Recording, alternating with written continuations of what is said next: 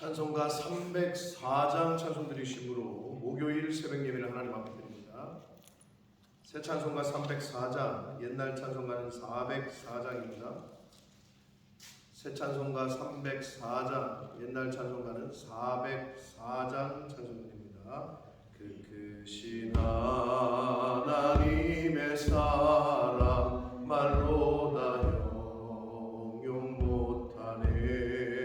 저 높고 높은 별을 넘어 이 낮고 낮은 땅 위에 죄범한 영혼 구하려 그 아들 보내사 화목제물 삼으시고 죄 용서하셨네. 하나님 크신 사랑은 증량나 못하네. 영원히 변치 않는 사랑 성도여 찬양하세. 괴로운 시절 지나가고 땅 위에 영화 쇠할 때 주 믿지 않던 영혼들은 큰 소리 외쳐 울어도 주 믿는 성도들에게 큰 사랑 베푸사 우리의 죄 사했으니 그 은혜 잊을까. 하나님 크신 사랑은 증량나 못하네. 영원히 변치 않는 사랑 성도여 찬양하세.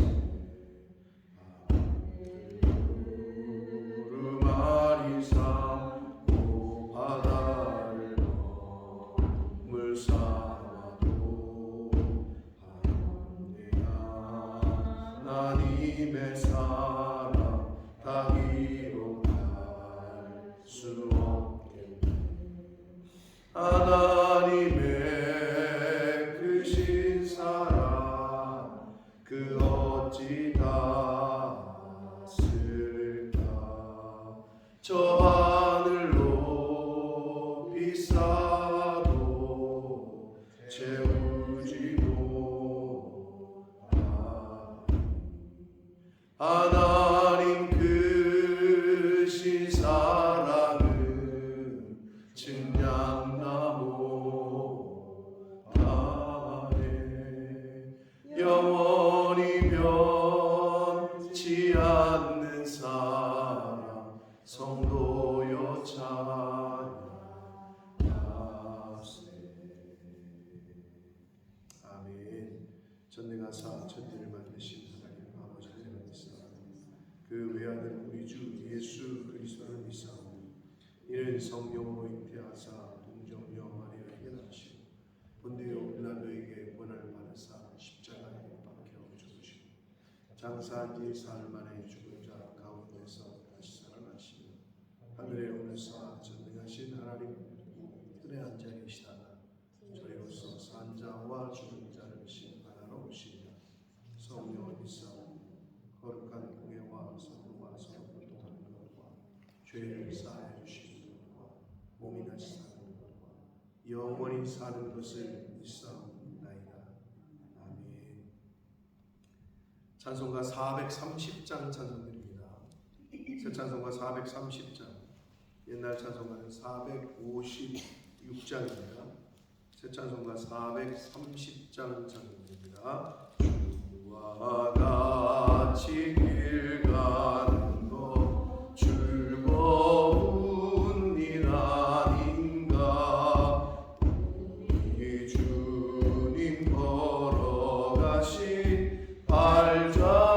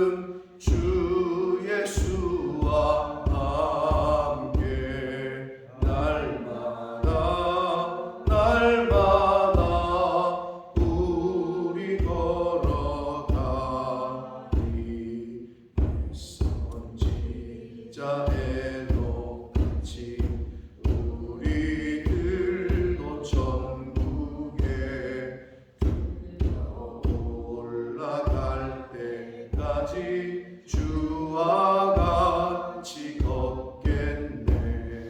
한 걸음 한 걸음 주 예수와 함께 날마다 날마다 우리 걸어가리. 아멘. 하나님의 말씀 시편 76편 말씀을 봅니다. 76편 1절로 마지막 절 12절까지 말씀을 봅니다.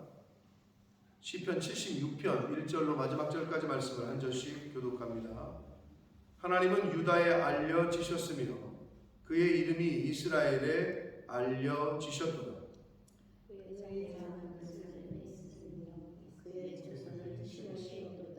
거기에서 그가 화살과 방패와 칼과 전쟁을 없이 하셨도다.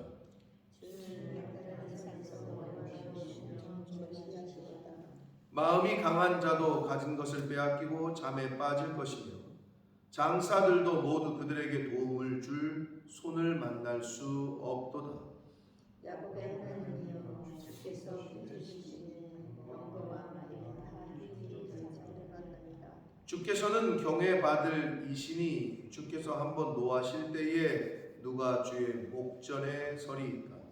주께서 하늘에서 그들을 성취하시니 땅이 두려워 잠잠하였거니 곧 하나님이 땅의 모든 온유한 자를 구원하시려고 심판하러 일어나신 때로다. 진실로 세상의 노여움은 주를 찬송하게 될 것이요 그 영원한 노여움은 주께서 하나시리다. 너희는 여호와 너희 하나님께 서원하고 갚으라. 사방에 있는 모든 사람도 마땅히 경외할 이에게 예물을 드릴지로다. 그가 우리의 길을 꺾으시오니 그는 세상의 왕들에게 두려우시리다. 아멘. 살아계신 하나님 아버지, 감사와 찬송과 영광을 올려드립니다. 아버지 하나님, 오늘도 저희들의 생명을 연장시켜 주시고 복된 한날을 허락하시고 또 메마른 땅에 단비도 내려주시고 저희들의 발걸음을 아버지의 집으로 주님의 몸된 교회로 이 은혜의 보좌 앞으로 옮겨주셔서 찬송케 하시고 기도를 드릴 수 있게 하시고 생명의 말씀을 전하고 들을 수 있는 이 예배하는 자리에 저희를 불러주시니 아버지 감사합니다. 하나님 아버지, 하나님 앞에 예배할 수 있을 때, 찬양을 드릴 수 있을 때, 기도를 드릴 수 있을 때, 하나님 앞에 나아올 수 있을 때 전심으로 찬양하고 기도드리며 나아오며 말씀을 들을 수 있는 저희들이 되게 해 주옵소서.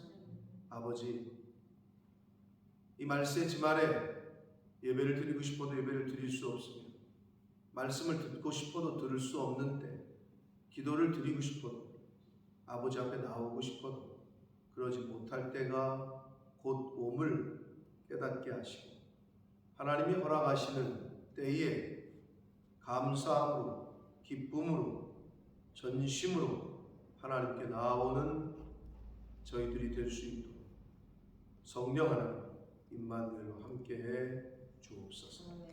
아버지, 이 시간 말씀을 전하고 듣겠사오니 성령 하나님께서 전하는 종의 입술과 듣는 모든 심령의 마음과 귀와 눈과 입술을 온 마음을 온 육체를 주장해 주옵소서. 예수 그리스도 이름으로 축복하며 기도 올리옵나이다. 아멘. 아멘. 계속해서 아삽의 시가 계속됩니다. 76편도 아삽의 시라고 성경은 우리에게 알려주고 있고 인도자를 따라 현악에 맞춘 노래라 라고 되어 있습니다. 이 표제에 아삽의 시라고 되어 있는데 저작 배경과 시기, 이유 이런 거 나와 있지 않아요. 그런데 우리가 지금 한번 교독을 했는데 한 번 교독해서는 잘 모를 수 있습니다만 계속 여러 번 읽어보시면 시대적 배경은 모르겠지만 상황적 배경은 알 수가 있다. 근데 지금 한 번 봐서는 모르고요. 여러 번 읽어야 되는데 제가 말씀을 드리자면 화살, 방패, 칼, 전쟁 이런 얘기가 나오고 있고 병거와 말을 하나님께서 다 깊이 잠들게 하셨다. 이런 내용으로 봐서 상황적으로 이거는 언제인 것 같아요? 전쟁을 겪었을 때라고 추측할 수 있겠죠. 그래서 76편은 국가적인 위기, 즉 전쟁의 위험과 위기를 하나님의 도움으로 극복한 후에 하나님께 감사 찬양을 올려드리는 내용으로 우리가 알 수 있다. 그래서 상황적 배경은 말씀 속에서 알 수가 있습니다. 그래서 학자들이 연구를 해보니까 열왕기하에 나오는 열왕기하 18장인가에 나오는 사내립 아수르가 침략을 했을 때 예루살렘이 포위를 당했을 때 하나님께서 하룻밤에 18만 5천 명을 하나님의 방법으로 싹 송장이 되게 하신 사건이 있어요. 아마 어렴풋이 기억이 나실 거예요. 그 사건의 이 배경이 아니겠느냐, 그렇게 보편적으로는 생각을 합니다. 그래서 그때의 그 상황적인 배경을 놓고 생각하시면서, 연관해서 생각하시면서 이 말씀을 시편 76편을 읽고 보시면 훨씬 더 이해하는 데 도움이 됩니다. 내용상은 감사 찬양시로 분류를 합니다. 자, 본문을 보겠습니다. 1절입니다. 하나님은 유다에 알려지셨으며 그의 이름이 이스라엘에 알려지셨도다 라고 얘기하고 있습니다. 알려지셨도다라는 측면, 누구에게 알려진 거예요? 이스라엘 백성들에게. 그럼 이스라엘 백성들, 즉 성도들에게 하나님이 나에게 알려지셨다. 이 말은 성도 입장에서, 이스라엘 백성들 입장에서는 하나님을 경험했다는 거죠. 하나님을 체험했다는 거예요. 하나님의 행하신 기적과 능력을 그 사람들이 체험한 걸 얘기해요. 여러분의 인생 가운데 하나님이 알려지신 적이 있어요? 하나님이 지금 나에게 역사를 하시는구나. 어떤 상황과 환경 속에서 이게 지금 하나님이 하시는구나, 또는 하셨구나, 이렇게 인생 가운데 경험되어지시는 것들이 있으셨을 거예요. 그걸 기독교는 경험의 종교다, 체험의 종교다 얘기합니다. 근데 그 알려지신 게 없으면 그냥 먼 데 있는,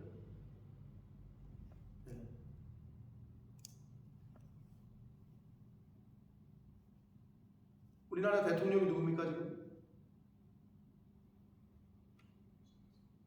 알고 계시죠? 대통령 이름은 윤석열 씨라고. 아주 최근에 행보가, 일본과의 관계, 일본은 우리의 동반자다. 8.15 경축사 때 과거사는 한 절 꺼내지도 않았고, 회개에 사죄해야 된다. 광복절날에 일본은 우리의 영원한 동반자다. 그리고 후쿠시마 방수 원자가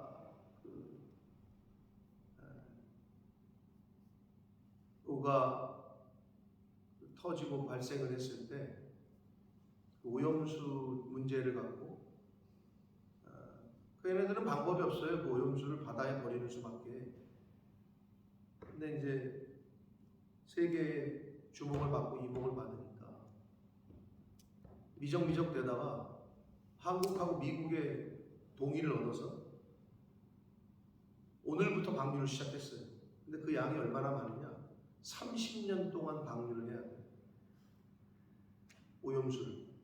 근데 일본에 있는 어부들조차 이거 방류하면 안 됩니다. 일본에 있는 어부 단체에서 만류를 했고 반대한다. 근데 우리나라 대통령은 묵인 또는 허용 해서, 미국도 그렇고, 셋이서 만나더니 셋이서 만나서 밥 한 번 먹더니 그날로 일본 총리가 방류를 결정하고 이제 허락을 득한 거죠. 그리고 방류를 오늘부터 시작했어요. 근데 30년 동안 배출을 해야 돼요. 그 오염수를. 생선을 먹을 수 있을까라는 생각이 듭니다만. 근데 우리가 직접 본 적이 없잖아요, 여러분. 우리나라 대통령을. 그냥 이름만 아는 거죠. 근데 직접 경험을 한 것과 아닌 것하고는 큰 차이가 있는 거죠. 그러니까 하나님을, 왕을 내가 옆에서 직접 경험을 해보는 것과 음성도 듣고 그가 행하시는 일을 나에게 직접적으로 행하시는 것을 경험한 것과 안 하는 것과는 천지 차이인 거죠. 그러니까 우리가 하나님을 믿을진데 하나님을 내 인생 가운데 내 삶 속에서 체험하고 체유를 하고 이렇게 느끼고 경험하고 그것이 어떤 것이든 그것이 채찍이든 그것이 어떤 은혜든 경험한 사람과 안 한 사람은 천지 차이. 그래서 은혜를 경험한 사람은 그 은혜에 너무 감사할 것이고 매를 맞아본 사람은 그 두려움이 엄청날 것이고. 근데 두 가지가 다 경험이 없잖아요. 그냥 우리 그 요술램프 속의 지니 같은 그냥 그런 신이 있다고, 그런 어떤 요술쟁이가 있다고 하는데 이런 느낌으로 신앙생활을 하면 이 교회를 나오잖아요. 그러면 상황과 환경에 흔들리기가 쉽죠. 그러나 체험이 있는 사람은 부모와 자식 간의 관계도 마찬가지예요. 아빠, 엄마가 나를 너무 사랑하시는구나. 이런 사랑에 대한 분명한 그게 있는 자녀는 어떤 상황과 환경이 와도 흔들리지가 않아요. 근데 그게 없잖아요. 또는 그게 의심이 되고 퀘스천이 되잖아요. 그러면 아빠와 엄마와 같이 있는 자리조차도 싫어요. 독대하는 것, 서로 대화를 하자고 하는 그 시간까지도 싫어한다. 여러분 지금 무슨 자식하고 부모가 그런 관계가 있겠어요 라고 생각하시는 분이 계실지 모르겠으나 너무 많습니다. 우리 주변에. 보지도 않아. 그걸 힘들어하고 어려워 또는 괴로워. 그런 관계가 되면은 그건 참 안타깝기도 하고 불쌍한 거죠. 그러니까 나와 하나님과의 관계가 어떤 건가를 여러분 스스로, 내가 교회와의 관계가 어떤지, 내가 주의 종과의 관계가 어떤지 그걸 스스로 점검을 하시고, 알려지셨다라는 것은 경험되어졌다는 거고 체험되어진 것을 의미합니다. 2절 그의 장막은 살렘에 있으며 그의 처소는 시온에 있다. 하나님의 장막과 처소, 교회를 의미하는 거죠. 오늘날 하나님의 임재하시는 장소, 살렘, 시온. 살렘은 어디예요? 어서 많이 들으셨잖아요, 그죠? 예루살렘. 예루살렘을 그렇게 줄여서 말한 거예요. 그리고 시온, 이것도 예루살렘이에요. 하나님의 전이 예루살렘에 있었잖아요. 하나님의 임재를 상징하는 게 장막과 처소다. 최초의 교회는 장막교회였으니까 텐트. 그 안에서 이제 지성소와 성소 이렇게 나누고 지성소에 언약궤를 두고. 그러니까 장막과 처소는 오늘날 교회를 의미합니다. 교회에 계신 거죠. 아버지 집이죠. 그래서 거기에서 하나님이 계신 그곳에서 그가 화살과 방패와 칼과 전쟁을 없이 하셨도다. 자, 화살, 방패, 칼 이건 뭐예요? 전쟁 때 쓰이는 도구죠. 무기이기도 하고. 그런 전쟁을 그치시게 하셨다는 거예요. 없이 하셨다. 전쟁은 누구에게 속했다고 성경은 의미합니까? 전쟁은 하나님께 속한 것이니, 이런 찬양도 있잖아요. 전쟁은 하나님께 속했다는 거예요. 근데 여러분, 우리가 지금 러시아와 우크라이나가 지금도 전쟁을 하고 있는데 그 전쟁뿐만 아니라 내면의 전쟁, 영적 전쟁도 또한 하나님께 있습니다. 그거를 여러분이 인지를 하시고 아셔야 내 안에서 싸움하는 그 영적 전쟁을 하나님께 맡길 수 있는 거예요. 그러지 않은 사람들은 항상 져요. 내 안에서 올라와. 내 옛사람이, 죄의 본성이, 네? 그 짜증과 분냄과 시기와 질투와 미움과 이런 게 올라온단 말이에요. 근데 이걸 하나님께 맡기지 않는 사람은 그대로 표출을 해요. 그럼 어떻게 된다고요? 죄성이 내 안에서 나오면은 내 주변이 다 힘들어져요. 그리고 어떻게? 관계가 깨져요. 그리고 어떻게? 좋은 분위기가 싸해져요. 다 여러분 경험하시는 거예요. 근데 그거를 하나님께 맡기고 내가 내 죄의 본성에 따라서 휘둘리지 않잖아요. 그러면 나도 평안하고 남도 평안해요. 경험들을 많이 하셨을 거예요.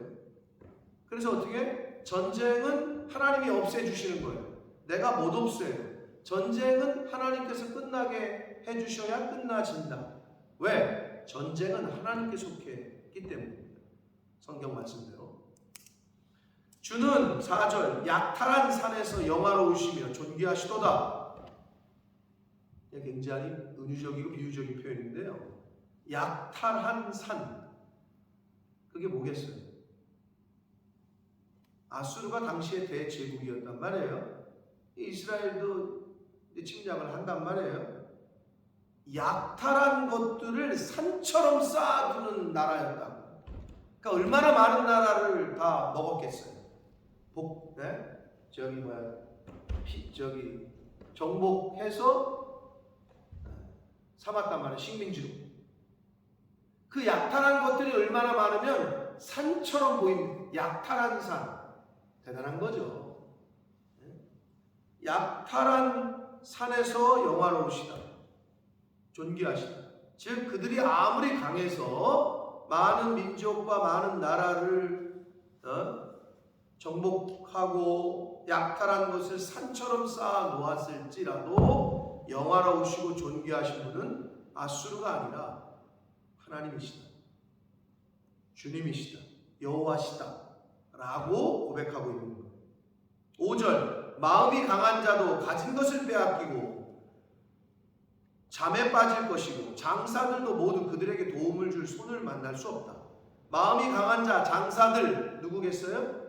이게 만약에 많은 학자들의 말대로 아수르가 침략한 때를 배경으로 한다면 아수르죠.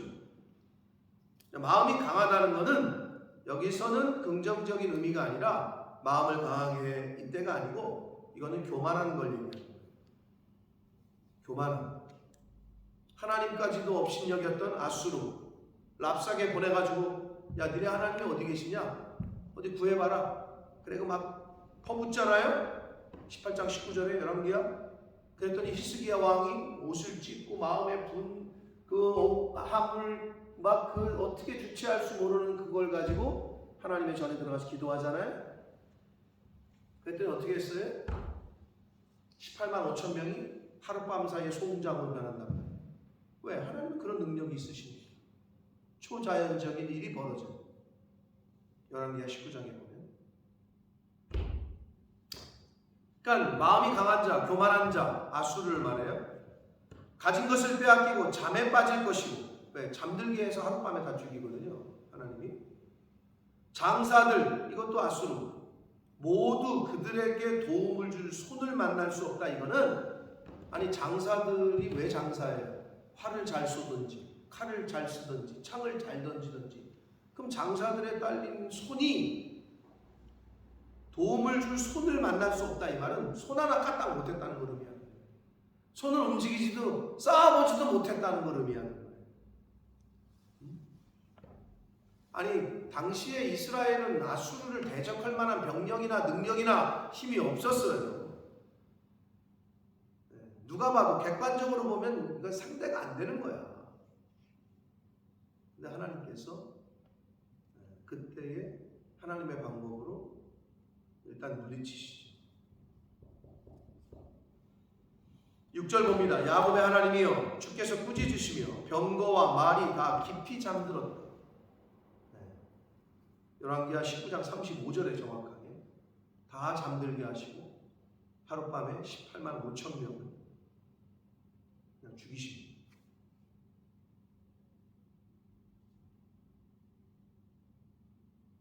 병거와 말. 이스라엘은 당시에 말이 있었어요? 없었어요? 말이 없었어요. 당시에는. 여기서 이렇게 마병 기마부대는 당시에는 뭐 기마부대 한 부대만 있으면은 뭐 끝장나는 거지. 많은 병거와 말이 다 깊이 잠들었다. 아수르의 그 군사력을 그러니까 완전히 그냥 손 하나 까딱 못하게 하셨다는 거예요. 하나님의 능력으로. 자, 그래서 여러분 누가 침략을 당했어요? 이스라엘이 침략을 당했어요. 아수르에게. 근데 누가 싸워요? 하나님이 싸우셔요. 그죠? 하나님이 싸워주셨잖아요. 하나님의 백성들이었으니까. 오늘날로 봅시다. 하나님의 사람들, 성도의 대적들이 있어요. 성도를 괴롭히는 어떤 대적이 있다고 칩시다. 그럼 누가 싸워요? 하나님이 싸우시는 거예요. 여기처럼 하나님이 대신 싸워주셨잖아요. 성도의 대적은 곧 하나님의 대적이기 때문에 그래요. 교회의 대적은 곧 하나님을 대적하는 거예요. 당연하죠.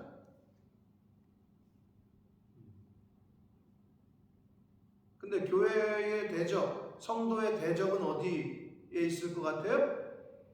교회 밖에? 물론 있어요.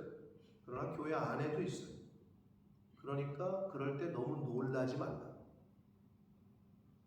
아니 분명히 같이 신앙생활하고 같은 교회에 다니는데 왜 저 사람이 저러지? 나를 왜 그러지? 또는 왜 이렇게 어렵게 하지 교회를? 왜 저렇게 목사님한테 대들지? 이상하게 여기지 마세요. 당연한 거예요 지금.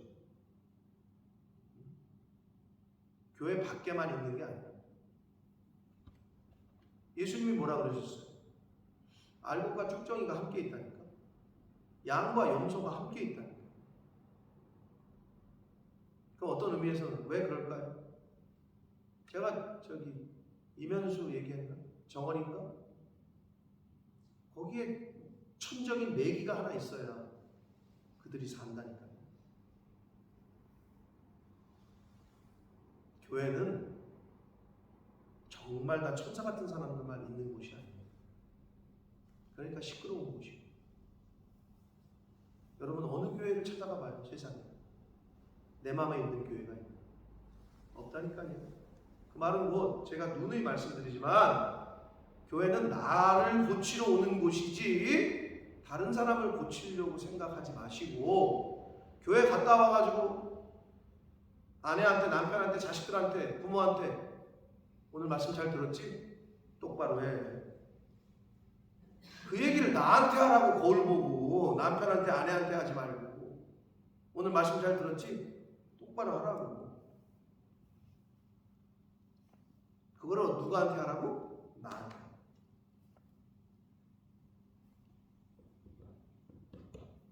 하나님께서 왜 싸워주셔요? 성도들의 대적은 곧 하나님의 대적이기 때문에 그렇습니다. 7절 봅니다. 주께서는 경외 받을 이시니 경외함을 받으실 분이십니다. 하나님은 주께서 한번 노하실 때에 누가 주의 목전에 서겠습니까? 다시 말씀드려요. 18만 5천 명 감도 안 오실 거예요. 얼마나 많은 수가. 하룻밤에 송장이 됩니다. 감히 하나님을 어떻게 대적할 수 있겠습니까? 누가 주의 목전에 서겠습니까? 8절 주께서 하늘에서 판결을 선포하시며 땅이 두려워 잠잠하였나니.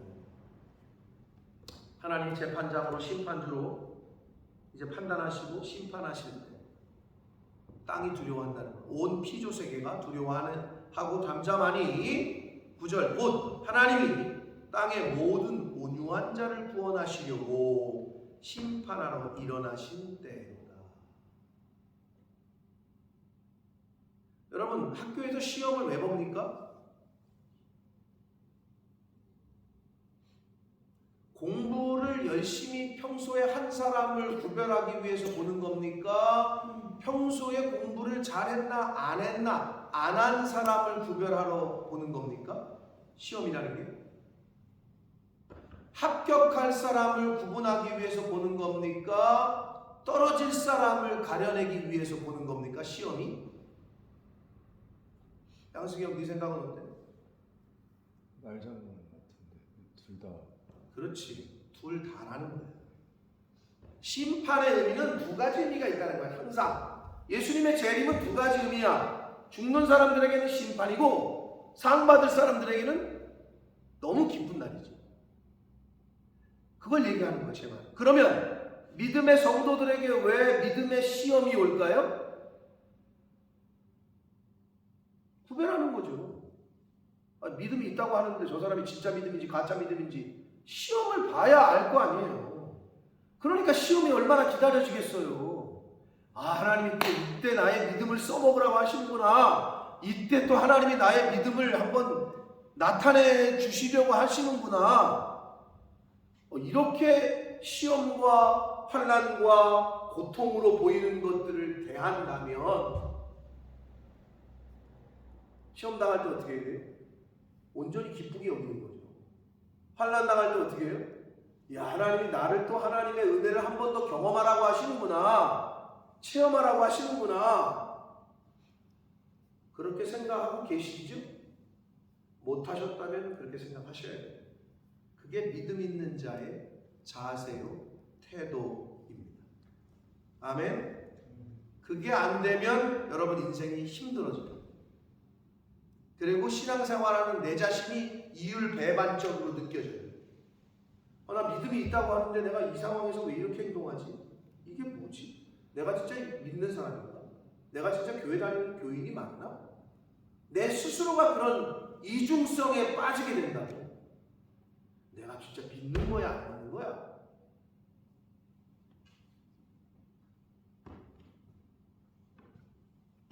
하나님이 심판하시자 땅이 두려워한대.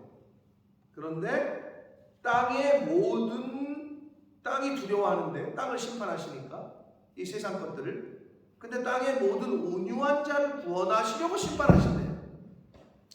심판하러 오셔야죠, 빨리. 왜? 그래야 이 세상에서 믿음을 지키고 신앙을 지킨 사람들이 구원을 얻죠. 그날이 와야죠. 학생에게는 시험 보는 날이 기다려져야 돼요. 그날이 와야지. 그래야 내가 평소에 열심히 하는 게 보상을 받잖아요.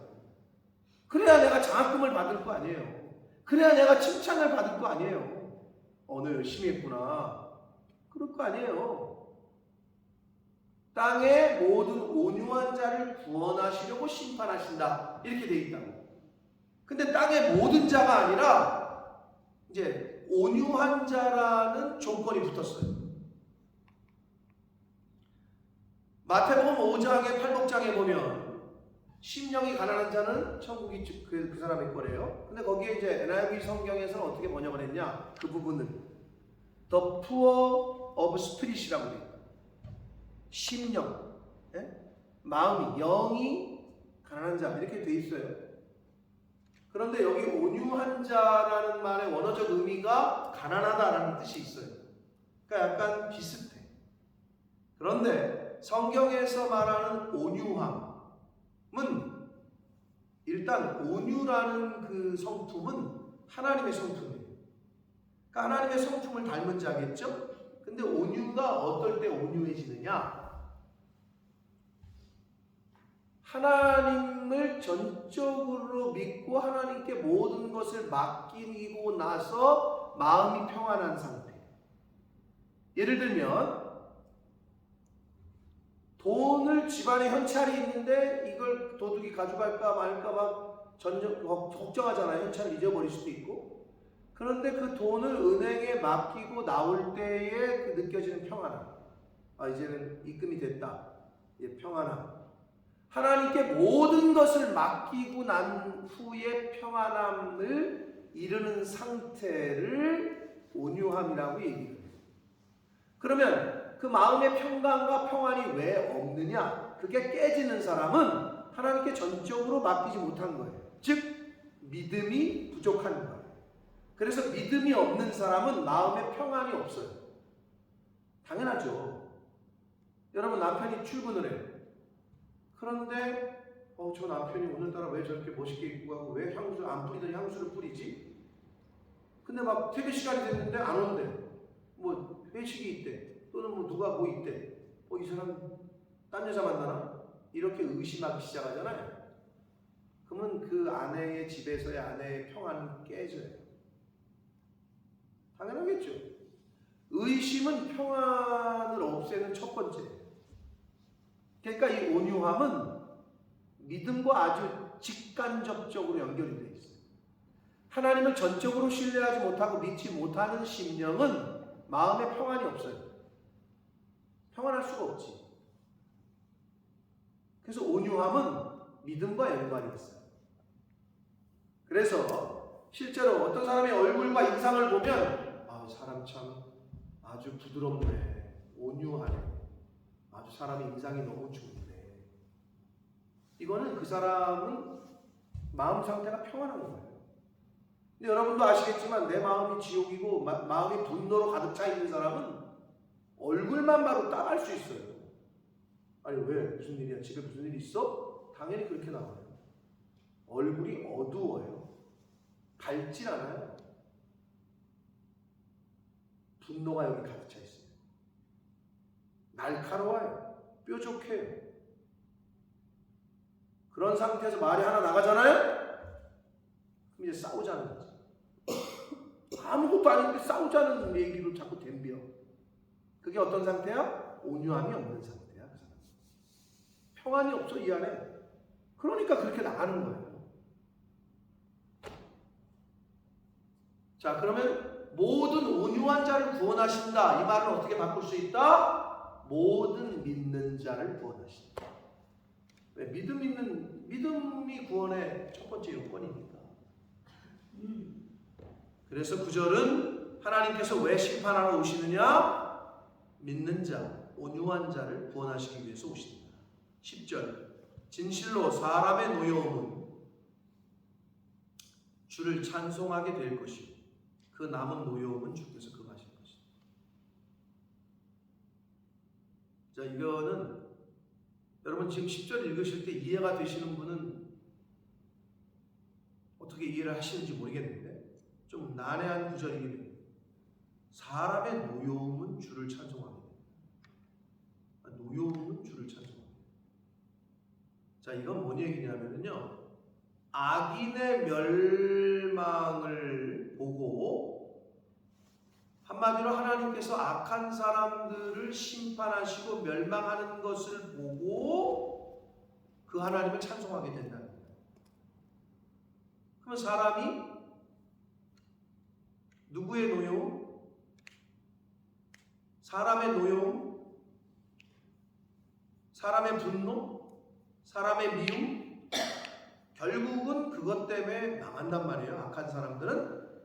근데 그것으로 인해서 저 악한 사람들을 하나님이 멸망시키시는 것을 보고 많은 사람이 하나님을 찬양한다는 거죠. 기뻐한다는 거예요.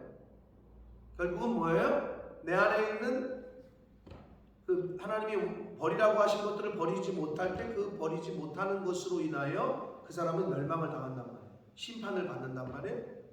그러니까 그것 때문에 사람의 갖고 있는 자신의 노여움과 노와 분노와 화와 미움과 이런 것들 때문에 그 사람은 심판을 받아요. 그런데 그를 심판하시는 주님을, 하나님을 사람들은 찬양하게 된다는 거예요. 그리고 그 남은 노여움, 사람이 갖고 있는 분노가 100이라면 그 사람은 심판하셔요. 근데 그 분노가 100이 아니야. 계속 한국에서 지금 묻지마 살인이 일어나고 있는데 뭐 뒤에서 칼로 찌르니까. 네. 근데 안 잡혔으면 더 죽였을 거다 이렇게 얘기한단 말이에요. 근데 이제 그 남은 노여움은 하나님이 못하게 한다는 거예요. 그를 심판하시고 그 얘기. 그 남은 노여움은 주께서 금하신다. 11절 너희는 여호와 너희 하나님께 소원하고 갚으라. 뭐에 대한 소원이냐? 구원의 은혜에 대한 감사를 얘기를 해요. 그러면 은혜를 받았다. 영원 구원의 은혜를 입었다. 예수 그리스도 복음을 먼저 들었다. 그럼 갚으라는 거예요. 복음의 빚진 자로서. 그게 영원 구원이고 전도고 선교인데 사방에 있는 모든 사람도 마땅히 경외할 이에게 예물을 드려라 라고 얘기합니다.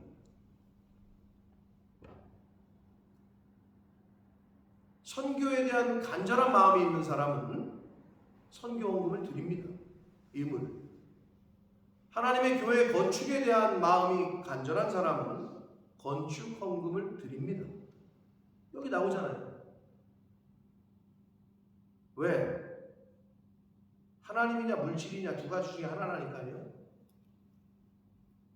물질을 사용하는 거 보면 그게 정답이에요, 여러분. 미안하지만 마음이 없는 사람은 돈을 거기에 쓰지 않아요. 내가 축구에 마음이 있다. 그럼 축구 용품을 사요. 집사님 테니스에 마음이 있다. 그럼 테니스 용품에 관련된 게 많을 거예요. 그럼 당연한 거예요. 내가 거기 마음이 있으니까. 뭐 카메라에 마음이 있다. 그럼 카메라를 많이 사요. 당연한 거죠. 어디에 쓰느냐를 보면 당연한 거예요.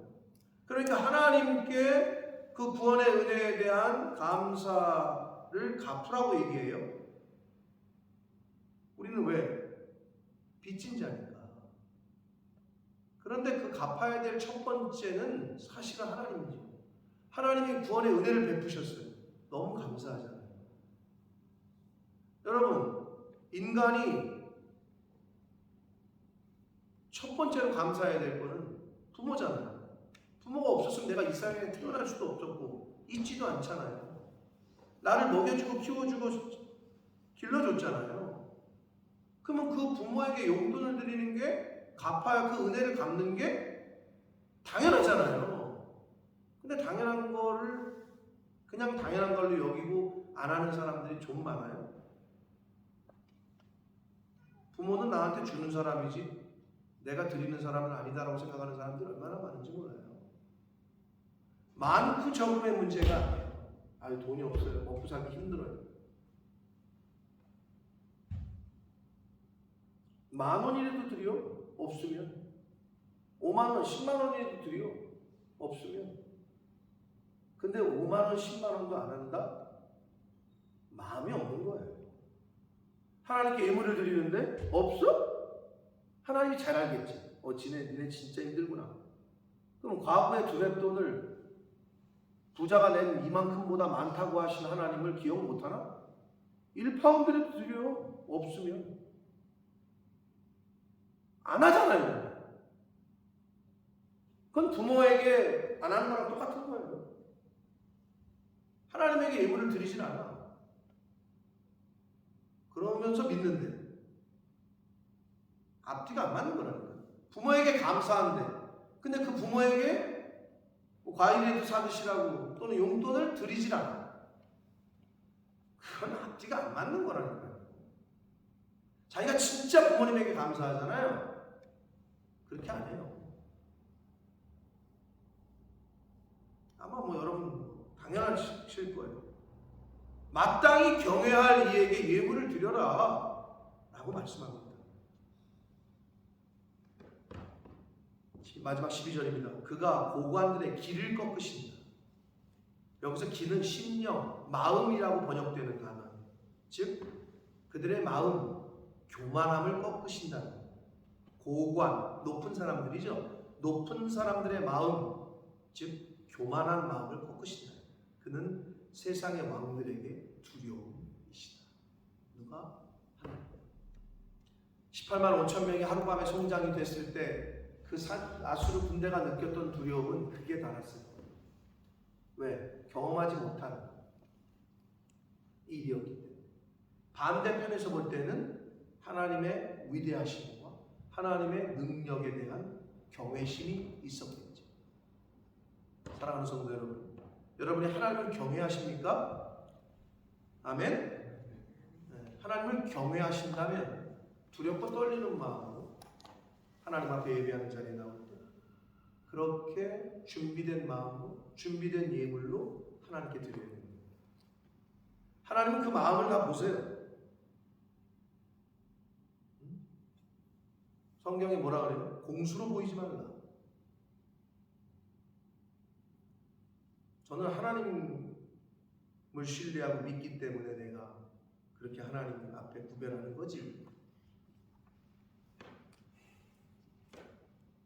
내가 여기서 누구를 의지하겠냐?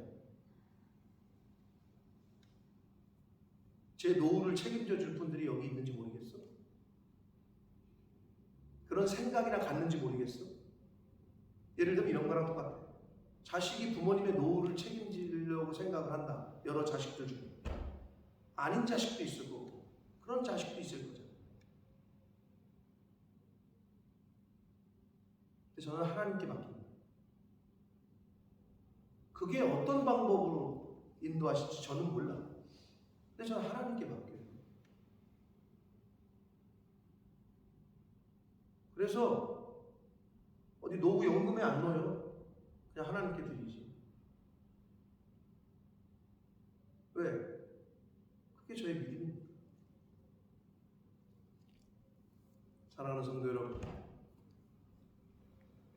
하나님을 믿는다면 믿는 자답게, 그리고 복음의 빚진 자라고 여러분이 스스로 생각하신다면 구원의 은혜, 천국 가는 그 티켓을 여러분이 얻었다라고 믿으신다면 그 믿는 자답게 그렇게 하나님 앞에 마땅히 경외할 이에게 예물을 드려. 너의 물질이 있는 곳에 내 마음이 있다. 이건 100%입니다. 잘 여러분의 주변을 살펴보시고 내가 진짜 하나님이 1번인지 내가 진짜 교회가 1번인지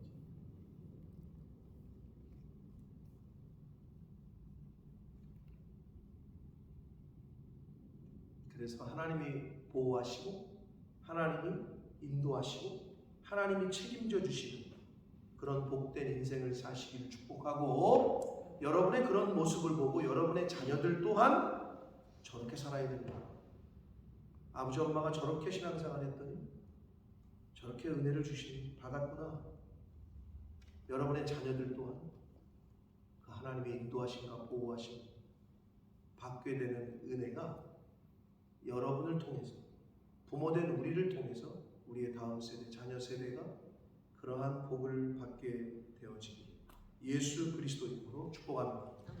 살아계신 하나님 아버지, 감사와 찬송과 영광을 올려드립니다. 아버지 하나님,